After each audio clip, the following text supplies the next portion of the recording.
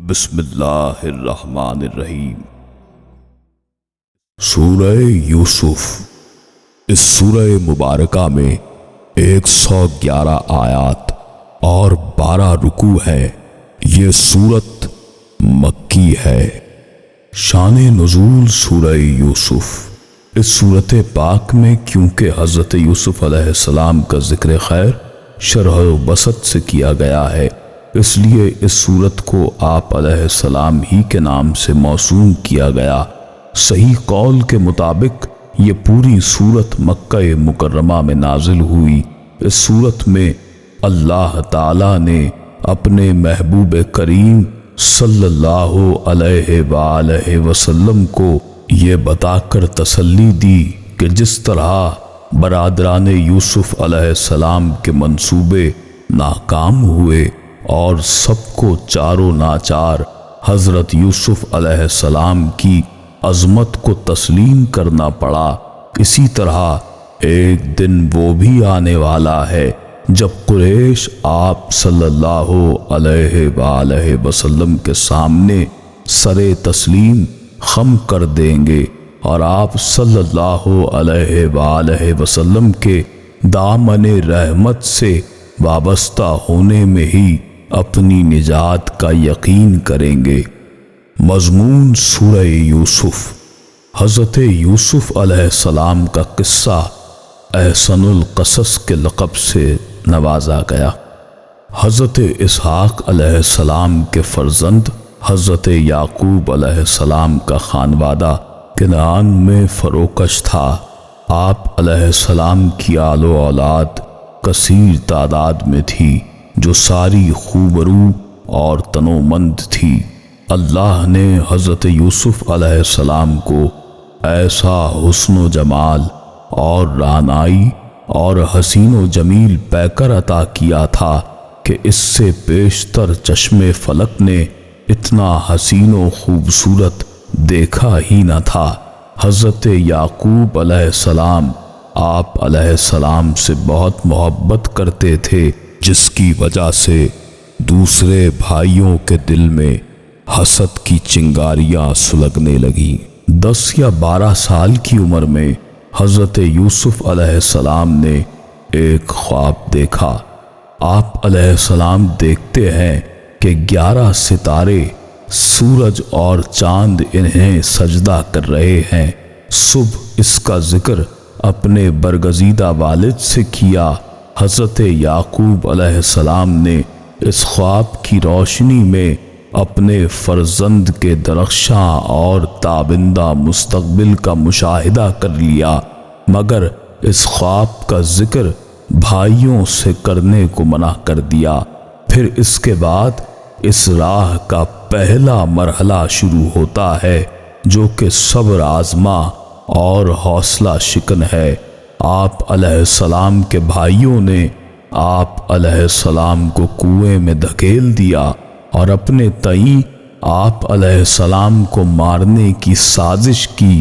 اس کے بعد کسی طور پر حکم ربی کے تحت مصر کا بازار ہے اور خاندان رسالت کے یہ گل سرسبز ایک غلام کی حیثیت سے وہاں بیچنے کے لیے لایا جاتا ہے۔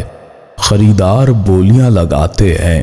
یوسف علیہ السلام جو کہ ماں باپ کی آنکھ کے تارے اور بڑے نازوں سے پلے تھے، اپنی اس کم حیثیتی کو دیکھ رہے ہیں مگر خاموش ہیں، کسی کو اس بات سے آگاہ نہیں فرماتے کہ وہ کون ہیں۔ عزیز مصر سب سے زیادہ بولی لگا کر آپ علیہ السلام کو اپنے ساتھ لے جاتے ہیں۔ اب آزمائش کا نیا روپ سامنے آتا ہے۔ عزیز مصر کے محل میں آپ علیہ السلام بڑے سکون میں تھے اور آپ علیہ السلام کی زیارت کر کے ہر کوئی آپ علیہ السلام پر واری جاتا تھا، مگر عزیز مصر کی بیوی 1000 جان سے نثار تھی۔ وہ آپ علیہ السلام کو اپنے خلوت کدے میں لے گئی اور سارے دروازے بند کر دیے اور آپ علیہ السلام کو نعوذ باللہ گناہ کی دعوت دی اور کہا کہ جلدی کرو، اب کیا دیر ہے؟ لیکن معصوم یوسف علیہ السلام نے معاذ اللہ، اللہ کی پناہ کہہ کر اس کی پیشکش کو ٹھکرا دیا اور بتا دیا کہ مقام یوسفی پر پہنچنے کے لیے ایسے پرخطر اور ہوش ربا لمحات بھی آتے ہیں اور مردانے خدا یوں دامن بچا کر نکل جاتے ہیں۔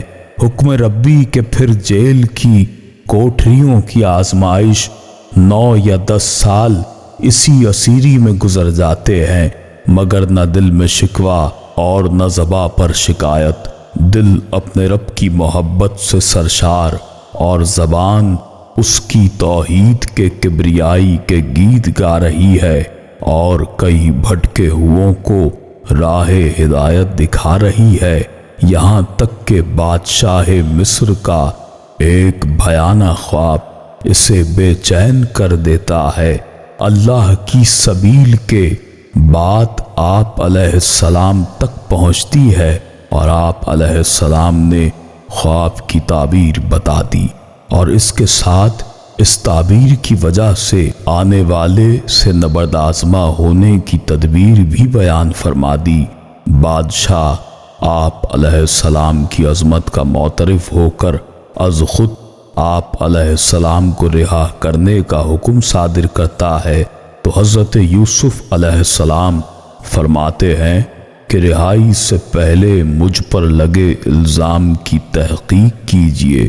تحقیق کے نتیجے میں آپ علیہ السلام کی بے گناہی ثابت ہوئی، بلکہ عزیز مصر کی بیوی نے اپنے جرم کا اعتراف بھی کر لیا۔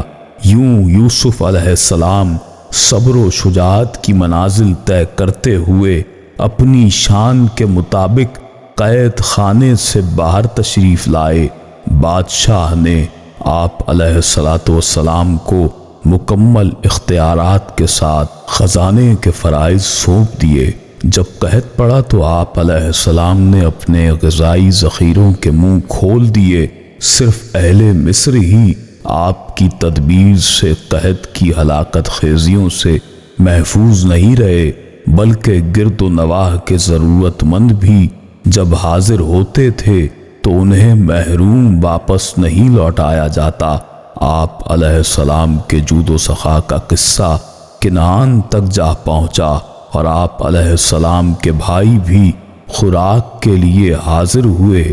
آپ علیہ السلام نے انہیں پہچان لیا مگر ان پر ظاہر نہیں فرمایا، ان کو غلوں سے نوازا اور دی ہوئی قیمت بھی واپس سامان میں رکھ دی اور فرمایا جب دوبارہ آئیں تو اپنے چھوٹے بھائی کو بھی لیتے ہوئے آئیں۔ وہ دوبارہ آئے، آپ علیہ السلام نے مالا مال فرما دیا اور اپنے راز سے پردہ نہ اٹھایا۔ تیسری مرتبہ میں بڑے دل نشین اور باوقار انداز میں اپنا تعارف اس انداز سے کروایا کہ بھائی شرمندہ نہ ہوں، بلکہ انہیں مطمئن کر دیا کہ ان سے کوئی باز پرس نہ ہوگی۔ ان کے بھائی حیرت سے دیکھ رہے تھے کہ اس وقت بھی ان کے دل و دماغ اور لہجے میں کوئی کبر و نخوت نہیں۔ بے شک جو شخص تقوی اختیار کرتا ہے اور صبر کرتا ہے تو اللہ تعالیٰ ایسے نیکوکاروں کا اجر ضائع نہیں کرتا۔ حضرت یعقوب علیہ السلام حضرت یوسف علیہ السلام سے ملنے مصر تشریف لاتے ہیں تو آپ علیہ السلام اپنے والدین کا بہت عزت و تکریم سے استقبال کرتے ہیں اور انہیں تخت پر بٹھاتے ہیں۔ اس وقت 11 بھائی اور والدین حضرت یوسف علیہ السلام کے سامنے سربسجود ہو جاتے ہیں۔ حضرت یوسف علیہ السلام کی زبان مبارکہ سے نکلتا ہے، اے پدر مکرم، یہ ہے میرے خواب کی تعبیر جو میں نے بچپن میں دیکھا تھا۔ اس تعبیر کو بروئے کار لانے میں میرا کوئی کمال نہیں، محض میرے پروردگار کی بندہ نوازی ہے۔ جو خواب آپ علیہ السلام نے بچپن میں دیکھا تھا وہ سچا خواب تھا، اسے ضرور پورا ہونا تھا اور وہ پورا ہوا، لیکن خواب دیکھنے والے کو تکمیل کی منزل تک پہنچنے کے لیے جن مراحل سے گزرنا پڑتا ہے وہ آپ علیہ السلام کی اقتدا کرنے والوں کی نگاہوں سے اوجھل نہیں ہونی چاہیے۔ ہادی برحق رحمت عالم جناب حضرت محمد مصطفیٰ صلی اللہ علیہ وآلہ وسلم نے یہ سارے واقعات براہ راست اللہ رب العزت سے سنے اور لوگوں کو سنائے۔ مختصر خلاصہ سورہ یوسف، یہ روشن کتاب کی آیات ہے۔ بے شک ہم نے اسے عربی میں اتارا کہ تم سمجھو ہم تمہیں سب سے اچھا بیان سناتے ہیں، اس لیے کہ ہم نے تمہاری طرف اس قرآن کی وحی بھیجی، اگرچہ بے شک اس سے پہلے تمہیں خبر نہ تھی۔ جب یوسف علیہ السلام نے اپنے والد سے ذکر کیا کہ ابا جان، میں نے 11 ستارے، چاند اور سورج کو دیکھا کہ وہ سب مجھے سجدہ کر رہے ہیں، یعقوب علیہ السلام نے کہا، بیٹے اپنے اس خواب کا ذکر اپنے بھائیوں سے نہ کرنا، ایسا نہ ہو کہ وہ تمہارے ساتھ کوئی فریب کریں۔ شیطان تو انسانوں کا کھلا دشمن ہے، اس طرح تمہارا پروردگار تمہیں برگزیدہ کرے گا اور تمہیں خوابوں کی تعبیر بھی سکھائے گا اور اپنی نعمت تمہیں بھرپور عطا فرمائے گا، اور یعقوب علیہ السلام کے گھر والوں کو بھی جیسا اس نے پہلے تیرے دادا اور پردادا یعنی ابراہیم علیہ السلام اور اسحاق علیہ السلام کو بھی بھرپور نعمتیں عطا کی۔ یقیناً تیرا رب بڑا حکمت والا ہے۔ بے شک یوسف علیہ السلام اور ان کے بھائیوں میں پوچھنے والوں کے لیے نشانیاں ہیں، جب بولے کہ ضرور یوسف علیہ السلام اور اس کا بھائی ہمارے باپ کو ہم سے زیادہ پیارے ہیں اور ہم ایک جماعت ہیں، بے شک ہمارے باپ صراحتاً ان کی محبت میں ڈوبے ہوئے ہیں، یوسف علیہ السلام کو مار ڈالو یا کہیں زمین میں پھینک آؤ تاکہ ہمارے باپ کا رخ ہماری طرف رہے اور اس کے بعد پھر نیک ہو جانا۔ ان میں سے کہنے والا بولا، یوسف علیہ السلام کو مارو نہیں، اسے اندھے کنویں میں ڈال دو، کوئی چلتا ہوا آئے اور اسے لے جائے اگر تم نے کرنا ہے۔ بولے کہ اے ہمارے باپ، آپ علیہ السلام کو کیا ہوا کہ یوسف علیہ السلام کے معاملے میں ہمارا اعتبار نہیں کرتے؟ ہم تو اس کے خیر خواہ ہیں، کل اسے ہمارے ساتھ بھیج دیں کہ میوے کھائے اور کھیلے، بے شک ہم اس کے نگہبان ہیں۔ یعقوب علیہ السلام نے فرمایا کہ بے شک مجھے رنج دے گا کہ اسے لے جاؤ، مگر ڈرتا ہوں کہ اسے بھیڑیا کھا جائے اور تم اس سے بے خبر رہو۔ وہ بولے، اگر اسے بھیڑیا کھا جائے اور ہم ایک جماعت ہیں تو ہم کسی مصرف کے نہیں۔ پھر جب اسے لے گئے سب کی یہی رائے ٹھہری کہ اسے کسی گہرے کنویں میں ڈال دیں۔ اللہ کریم نے فرمایا کہ ہم نے یوسف علیہ السلام کی طرف وحی کی، یقیناً وقت آ رہا ہے کہ تم انہیں اس ماجرے کی خبر اس حال میں دو گے کہ وہ جانتے ہی نہ ہوں۔ اور عشاء کے وقت وہ اپنے والد کے پاس دوڑتے ہوئے پہنچے اور کہنے لگے، ابا جان، ہم تو آپس میں دوڑ میں لگ گئے اور یوسف علیہ السلام کو ہم نے اسباب کے پاس چھوڑا، بس انہیں بھیڑیا کھا گیا۔ آپ علیہ السلام تو ہماری بات نہیں مانیں گے کہ ہم تو بالکل سچے ہیں، اور یوسف علیہ السلام کے کرتے کو جھوٹ موٹ کے رنگ سے خون آلود بھی کر لائے تھے۔ باپ حضرت یعقوب علیہ السلام نے کہا، یوں نہیں بلکہ تم نے اپنے دل سے بات بنائی ہے، بس صبر ہی بہتر ہے۔ تمہاری بنائی ہوئی باتوں میں اللہ ہی کی مدد طلب ہے۔ آگے کی آیت میں حضرت یوسف علیہ السلام کا کنویں سے نکالنا اور پھر مصر کے شہر میں آپ علیہ السلام کا فروخت کرنا اور عزیز مصر کی بیوی زلیخا کا ان پر فریفتہ ہونا اور پھر یوسف علیہ السلام پر تہمت لگنا اور آپ علیہ السلام کا قید میں جانا اور وہاں پر آپ علیہ السلام کا تبلیغ کرنا کہ اللہ واحد ہے، پھر قیدی ساتھیوں میں سے خواب کا بیان اور اس کا جواب، پھر یوسف علیہ السلام کا عزیز مصر کو خواب کے بارے میں بتانا، پھر عزیز مصر نے حضرت یوسف علیہ السلام کو اپنے ملک کے خزانوں کا مالک بنا دیا، پھر اللہ تعالیٰ نے فرمایا کہ ہم نے یوسف علیہ السلام کو ملک کا قبضہ دیا، وہ جہاں چاہے رہیں سہیں،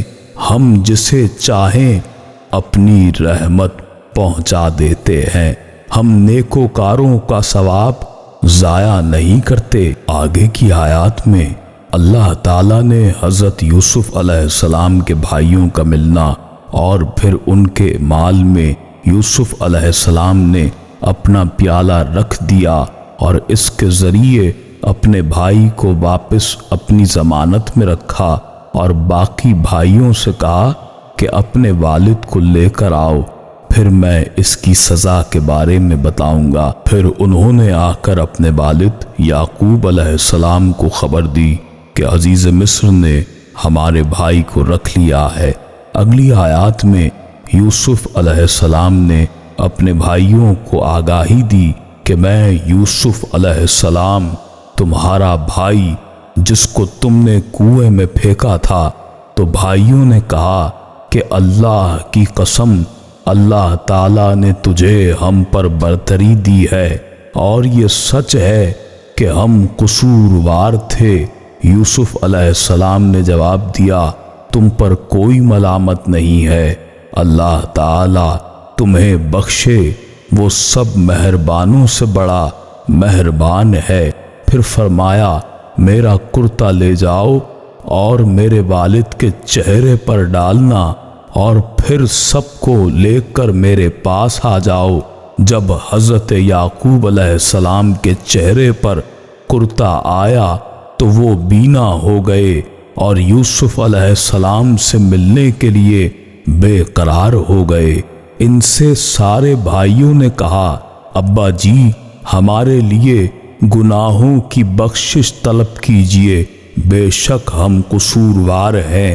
پھر جب سب لوگ یوسف علیہ السلام کے پاس پہنچے تو آپ علیہ السلام نے اپنے والد اور والدہ کو اپنے پاس تخت پر بٹھایا اور سارے بھائی ان کے سامنے سجدے میں گر گئے۔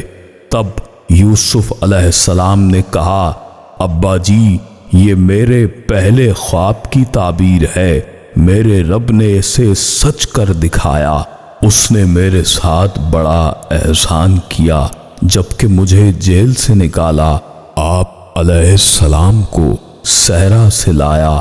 اس اختلاف کے بعد جو شیطان نے مجھ میں اور میرے بھائیوں میں ڈالا تھا، میرا رب جو چاہے اس کے لیے بہترین تدبیر کرنے والا ہے، وہ بہت علم اور حکمت والا ہے۔ قرآن کریم کے اس واقعے میں دو باتیں بہت اہم ہیں کہ اللہ تعالیٰ کے چنے ہوئے بندوں کے لباس میں بھی اللہ تعالیٰ یہ طاقت عطا فرما دیتا ہے کہ جس کے ذریعے بیماروں کو شفا مل جاتی ہے، جیسا کہ حضرت یعقوب علیہ السلام کو ملی حضرت یوسف علیہ السلام کے کرتے سے۔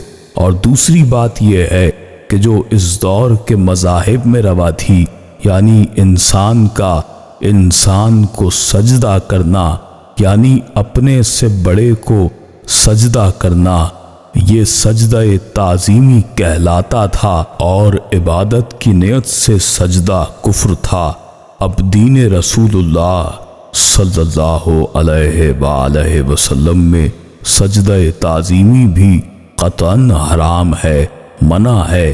اس سورت کے آخر میں اللہ رب العزت فرماتا ہے، بے شک ان چیزوں سے عقل مندوں کی آنکھیں کھلتی ہیں، نصیحت اور عبرت ہے۔ یہ قرآن جھوٹ یا بنائی ہوئی بات نہیں بلکہ یہ تصدیق ہے ان کتابوں کی جو اس سے پہلے کی ہیں، کھول کھول کر بیان کرنے والا ہے، ہر چیز کو ہدایت اور رحمت ہے ایماندار لوگوں کے لیے۔